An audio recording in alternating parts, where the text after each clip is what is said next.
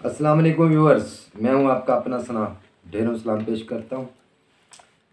और आज आपकी खिदमत में एक ख़वातीन के लिए नक्श पेश कर रहा हूं, जिन ख़वातीन के बच्चे पैदा होने वाले हों कि वो उस तकलीफ़ से कैसे बचें। इसलिए ये मैंने तिलिस्म बनाया है, जो कि अब मैं आपको स्क्रीन पर दिखाता हूं, जिसके लिए जबराइल रूहानी चैनल का सब्सक्राइब करना इसका इजाज़तनामा है। अब चलते हैं इस नक्श की जानिब कि आपको दिखाएं।